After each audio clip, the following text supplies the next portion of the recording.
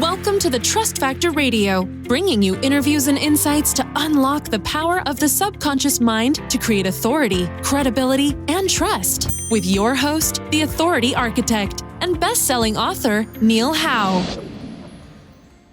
Hello and welcome to the show. This is your host, Neil Howe, and today I am here with Tom Nguyen. He is Mr. Technique. He does web design and SEO services.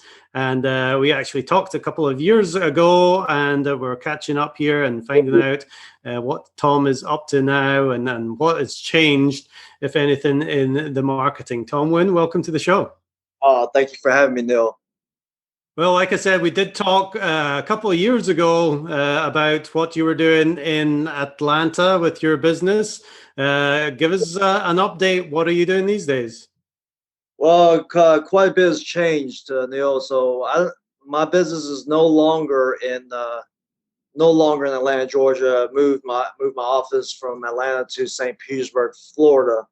I still have my group of Atlanta clients. Actually, they make up the majority of my clients. And I plan on coming back to Atlanta for a couple of days next month. Just because I like to keep in contact with my clients. I like to keep the personal touch going. What else has changed is that I've opened up my service area. It used to be just Atlanta businesses, but because of COVID and the lack of in-person meetings, I've had to do remote meetings, and although I still have in-person meetings, they're much less frequent than they were before. Yeah, I think that's a really big thing that you touched on there. You know, obviously being in your area of Atlanta before and being able to see all your clients it's great to build that personal relationship and be able to, you know, one-on-one sit with somebody and talk about their business and their problems. But you know, COVID's really put a stop to a lot of these things and made this whole world virtual, to where, you know, the Zoom meetings, for example, are, you know, commonplace now. People are getting used to doing these kinds of meetings as opposed to that one-on-one. But it also gives you the opportunity to hit that wider market and deal with people all over the country or the world, right? Yes, sir. Ever since COVID hit, I've actually picked up a few clients from other areas, other states. So I've picked up a client in Phoenix, Arizona. I picked up a client in Pennsylvania. And, so what was the reason for moving to St. Petersburg other than the sun and the beach? Well, the weather's better. I love Atlanta, and Atlanta will always be my home. I plan on visiting Atlanta frequently throughout the years, just to stay in contact with my clients. Not only that, I have got lots of friends and family there. Also, why I wanted to move, I knew that if I moved my business, I would lose a lot of my business's local rankings. And I just, you know, I'm here again in St. Petersburg, and I don't have quite the rankings that I did in Atlanta, and I just want to show that I can do this again. Exactly. I love that. Now, I want to talk about that actually, because it's a problem that a lot of people have, whether they're actually moving from Atlanta, from one business location to maybe another business location in Atlanta, or moving completely to a different state like you did.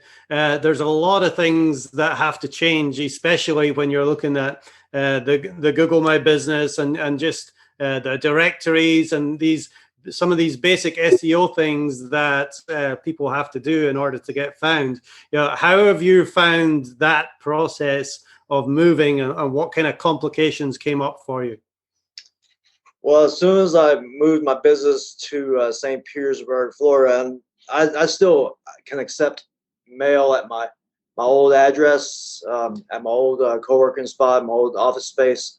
As soon as I moved down here, I changed my business address, and I changed my phone number to an 800 number. And as soon as I did that, Google My Business suspended my listing. It was automatic, and that's pretty big for a local business, because lots of local businesses live on the Google My Business listing. Is if for those of you who don't know, a Google My Business listing shows above all of the organic listings. The Google My Business listings are the listings with the phone number, and the email address, and the not email address, phone number, address, and a link to the website.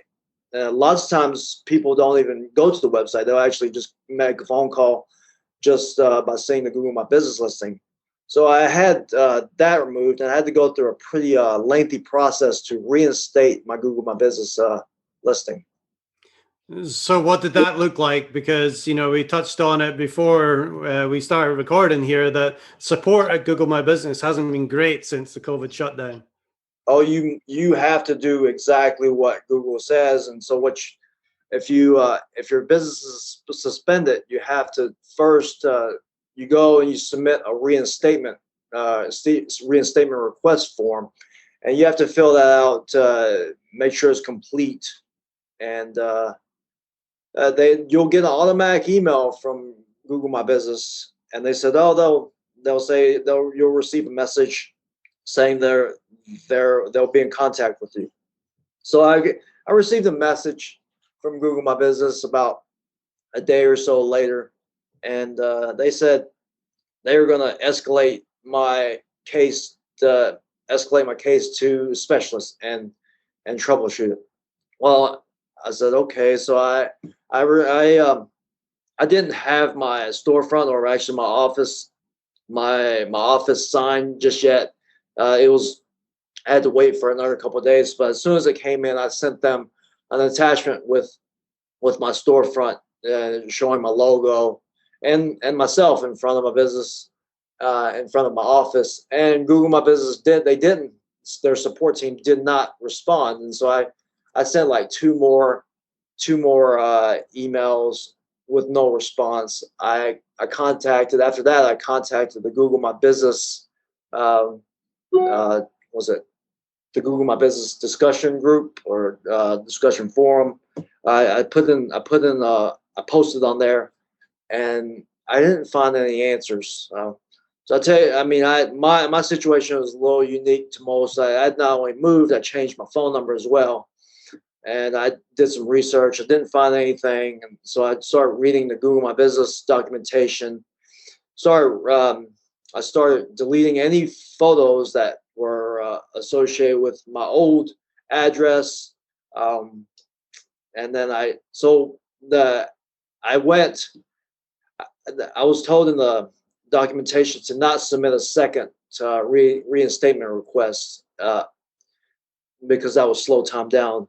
Well, I waited for almost 3 weeks, and I didn't hear a response back from Google My Business. So I took it upon myself to fill out another support request. And when I didn't fill out another reinstatement request. I filled out just a regular support request, and I referenced my reinstatement request case number in there.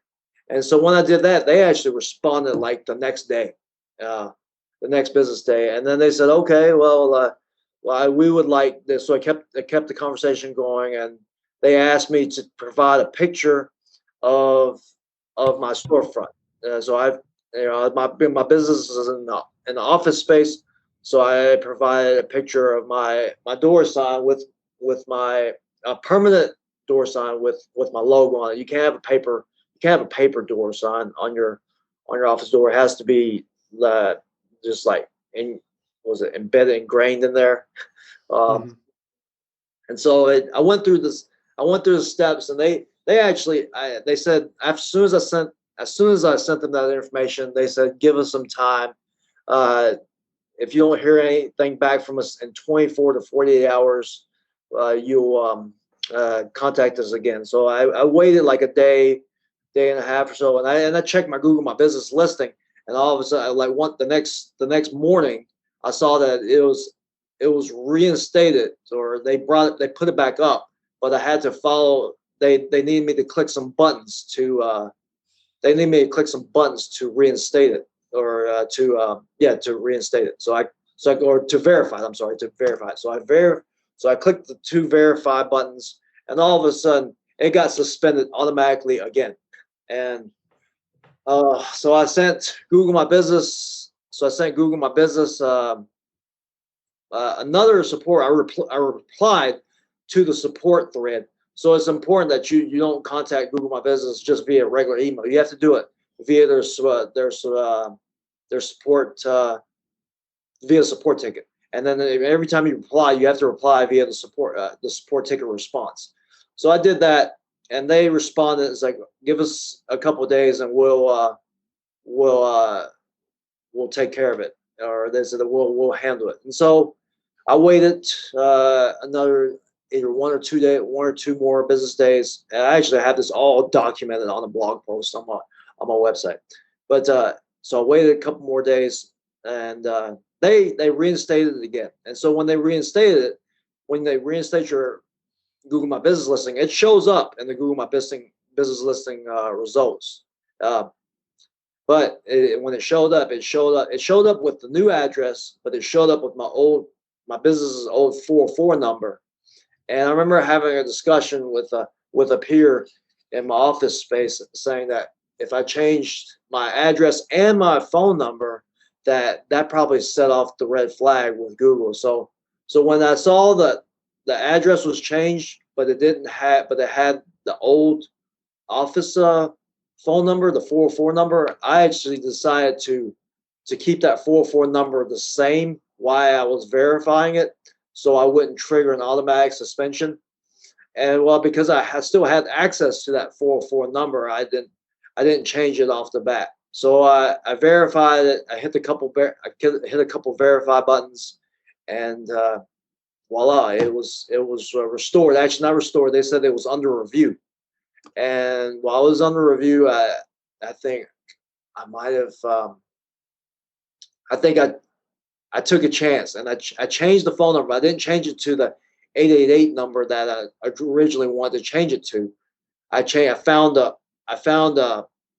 actually purchased a 727 St. Petersburg area code number, because I read in the Google My Business documentation that you have to. They said they prefer that you use a local number over 800 call center number. Although it wasn't a call center number, it was an 888 number. So maybe Google was assuming it was a call center number. So I decided to change the number to a 727 number, and I changed the number, clicked the button, crossed my fingers, and it was still under review. So I waited a couple of days, and all of a sudden, well, not all of a sudden, in 2 days or so, my business listing was restored, and started showing up for local web design, local SEO searches. That's great. That's a long story.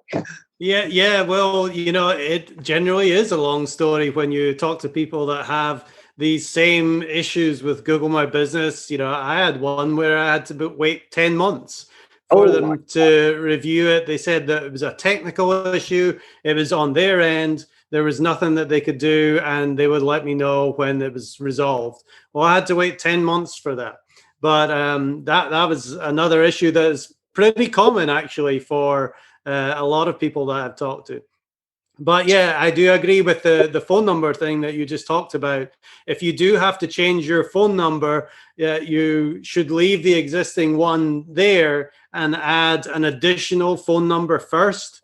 And then once that's been approved, then you can take the old one away. Because like you said, if you just change the phone number, it's going to be an automatic suspension right away. So that's a huge point. Absolutely, Neil. Thanks for pointing that out. You're right. I didn't just change the phone number. I actually did add a new 727 number as an additional number. You're correct on that. So I did that. I kept the 404 number as the main number, and then I verified it. And then once a day or so passed, I think I switched the numbers. I changed the 727 number. I made that the main phone number, and I made the 404 number the secondary number.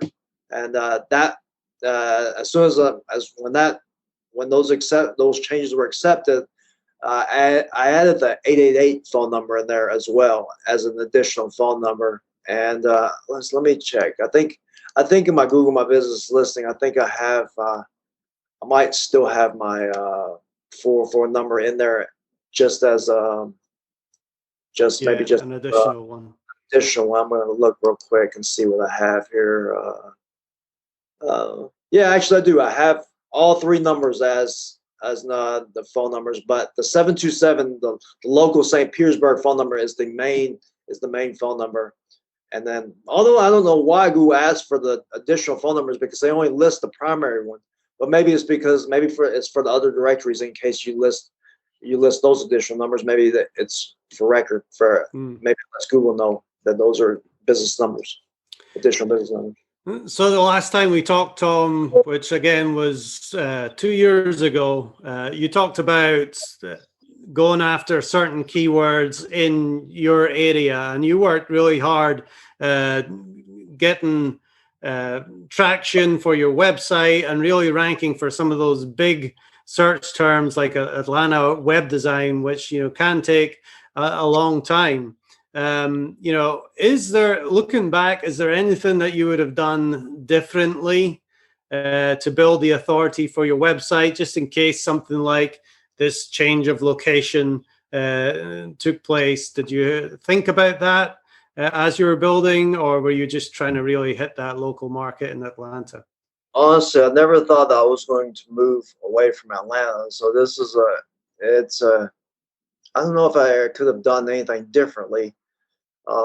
Possibly I could have built service area pages and maybe just catered made those pages cater to the Atlanta area. But I'm not sure if I could have done anything differently. Now I just have to it's almost like a fresh start. Luckily these days most of my website visits are blog post visits, because my blog posts are pretty informative.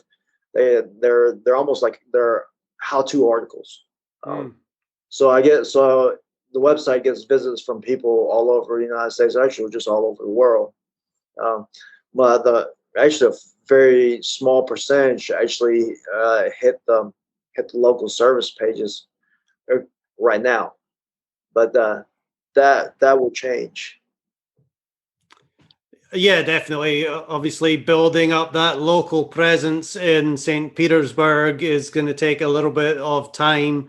But the great thing is you have that website that you've been developing for years and building links towards that. What kind of links have you built over the years, and what have you seen that has worked best to be the most beneficial, the most powerful strategy? What kind of links have I built? So you want to get the local directory links, like with citations. So I think we talked about that in the last interview.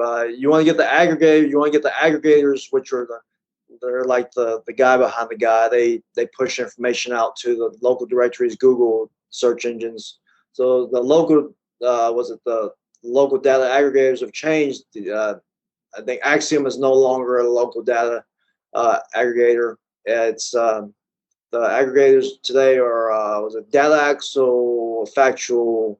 Let's see. I think it's like Localese, New Star Localese, and Foursquare. Those are the four aggregators. And I'm in the process of changing my business information. I've done it already on 3 of the aggregators. I believe I only have one more left to go, but that's almost complete. So what other links should you get? So so if you have vendors, you could leave a review for a vendor, or you could do an interview with a vendor and you could tell them how their product has help your business. I did that in the past. I left Elegant Themes. I did an interview with Elegant Themes, and I actually didn't leave I didn't do an interview. I talked about how Elegant Themes helped Mr. Technique how Elegant Themes helped Mr. Technique rise to the top of Google. And that blog post was that case study was huge because I think in a couple of days, like Mr. Technique got, say, like 10,000 visitors or so. That was out of the norm for visits at the time. And so where did you post that? Did you post that as a blog post on your own site, or was that something that was on their site? That was on their site, and it had links. It had links to Mr. Technique. And although the links were no reply, I still believe that those links have helped, because when I did that case study on the elegant themes, or I talked about it, Mr. Technique went from like the bottom of the first page for Atlanta web design to the middle of the first page, and that was all with no follow links in the elegant themes article. Yeah, because they're sending, if you said, what, 10,000 visitors in a couple of days, I mean, any site, any link that's going to send you that much traffic is going to be a lot of benefit. Oh, absolutely. Absolutely. And even if it didn't help with SEO, it helped with potential business leads. So talk to me about guest posting, because that's essentially what that was. You got an article on the Elegant Themes website with a link back to yours. Whether it was a do follow link or a no follow link, it was still from a website that had a lot of traffic and a lot of authority that was able to, give you that traffic. What do you look for if you are doing guest posting? And is that a strategy that you use like every month to try and get a guest post out there? No, I don't do it I don't really have a set schedule on doing it. It just popped up in my head. What was the question you said? What's my strategy on it? Yeah, just do you use guest posting as a strategy to try and get links from other powerful sites? I do, but I don't have a specific timetable on it. I do look at like some of my vendors. For instance, another vendor is Woofu. Woofu makes forms, and that you can embed on WordPress. You can embed on any type of site, a static coded HTML, Drupal sites. And so I talked about some things, some tricks that you could do with Woofu, and I wrote a blog post on that. That wasn't a guest post. I actually just posted it, and then I told Woofu about it, and then Woofu posted. They posted a link. They posted a tweet in their Twitter account linking to my blog post I wrote. So, I mean, that's definitely a great tactic to reach out to those industries that you do business with or within your niche, and try and get their attention and get them linking back to you. Looking at that strategy, is it important to stay within your niche, or can you do it with like maybe just other vendors or maybe outside your niche a little bit too?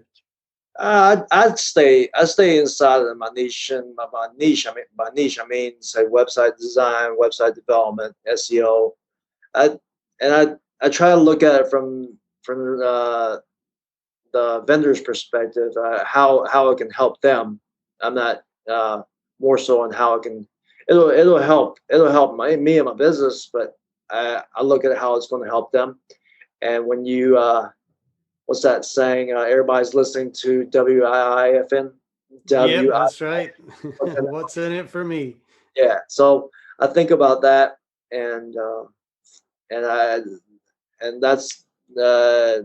that's how I came up with doing the vendor case studies. I've done another, I guess, example of getting a backlink on my way up to being the top of Google for Atlanta web design was I had an interview with Jenny Munn. She was a local, or still is a local SEO expert in Atlanta, and she gave me an interview, and it was a quite long interview, and there were some links in there too, and if anybody gives me that type of exposure, I make sure to be very generous and giving them credit in any other interviews with, let's say, like vendors or so, because I believe I referenced her in my interview with or my case study with Elegant Themes. Mm. Yeah, definitely. That's a great tactic, and obviously people are interested in what's in it for them. At the same time, people like to help people out as well, so it kind of goes both ways. One thing that you talked about, and what you're really talking about here as well, is that informative content versus maybe just all sales content. Go over why Google really likes that informative content and kind of rewards that. Well, I think Google knows. You probably know about this, but Google, they know the meaning behind queries. They know, like, whether someone's searching for information or whether they're searching for purchase intent or transactional intent. So they're grouped into like those three, or actually maybe navigational intent as well. For instance, like someone types in Mr. Technique web design, Mr. Technique SEO. Maybe they're trying to, someone told them that Mr. Technique's website design was great and Mr. Technique's SEO was great. So that sends off a signal to Google saying, like, oh, well, maybe it's a web design, Mr. Technique. People will type that in. Maybe Mr. Technique is pretty good. So they at website design or SEO. So they start associating Mr. Technique with those two terms, which indirectly helps the local ranking. So for sales, in terms of sales content, you definitely have to you have to provide. I like to provide a mix of information, inform the reader of the service, and then at one point you have to put a call to action, because you want to get phone calls or leads. You can't just provide all informational content on the sales page. But if you do too much sales and you don't do enough talking about about your service, then Google's not going to rank you. I think it's just you just have to have a mix of informational and sales content. And as far as your blog post, so your blog post can be informational, but you can. So I've started to put calls to action in the middle of my blog post to direct readers to the sales pages. So with enough links going to the sales pages from the informational pages, it lets Google know those pages are pretty important. Yeah, so let's look at some of the content that you're creating for yourself and for your clients. If it is informative content, which obviously people need to know about the product or service that they offer in order to feel comfortable buying it. But, what kind of length should a blog post be to really get Google's attention and get them to rank that page? There's really no specified length that you need to have. I mean, I just know that for me, like my blog posts tend to be at least 1,200 characters. I have one of my most popular blog posts is how to post as yourself on a Facebook company page, and that blog post has grown. I created it back in 2017, and I've updated it several times since then. And it's like, I believe it's the number one website if you type in how to post as yourself on the Facebook business page, and sometimes it shows up as an answer to a snippet. But I was going to tell you a good I don't know about good strategy, but a good tactic that you could creating blog posts is that when you do create like an informative blog post, you're more likely going to get comments. I'd say leave the comments section open, especially if you're using WordPress for your blog posts. So because if you leave the comments open, you can it'll allow readers to comment, and when they comment, it adds more content to the blog post, and that helps with ranking as well. Yeah, if you can really find those subjects that people have questions on, and there's a lively debate, like you say, people are going to leave comments, they're going to leave their own opinions, of course. But yeah, just more keywords, more content on that web page is going to continue making it grow. Plus, of course, fresh content and more traffic to that page are two signals that are going to bump that up in Google's algorithm as well. Absolutely. Well, this has been very informative. There's a lot of problems that people have to deal with going through changes like changing states or changing business address. What other problems have you come across in this move? And, how do you intend to fix them? Well, those are pretty much the problems I faced to fix reinstating my Google business profile, and now it's just to establish Mr. Technique in the St. Petersburg or Tampa Bay area. Still have some rankings still have some local searches, like for instance, like if from an office, I type in web design or SEO, lots of times Mr. Technique shows up at number one. But you go a little bit away, like say 5 miles away, not so much. But now I have to work on getting Mr. Technique to show up for the organic listings, because those still generate traffic. That's probably my main problem. I was going to tell you that why I moved here. Maybe I just needed a fresh start. So I feel refreshed being here in St. Petersburg. I've got lots of ideas coming into my head about how I can help my clients, help Mr. Technique, help my business. Well, excellent. That's great to hear. And obviously, you've learned a lot in that process of moving as well, diving deep into the Google My Business discussions, which most business owners just simply don't have the time to do to sort out these things. So, definitely a great learning process there. So, Tom, if people do want to get in touch with you, whether they're still in the Atlanta area or down in St. Petersburg or anywhere across the country, what's the best way for them to get in touch with you? Well, they can go to my website, mrtechnique.com, or they can call my business phone number. They can call me at 888-421-2746. Either one of those two ways.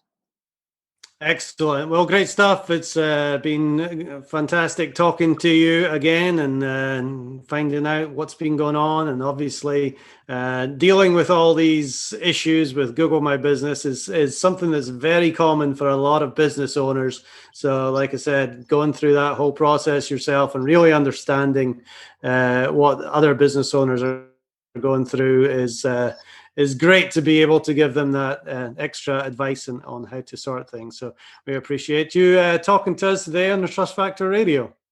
Yes, thank you so much, Neil. All right, and to our listening audience, if you like what you hear, hit that like button and share, and we will see you next time on the show.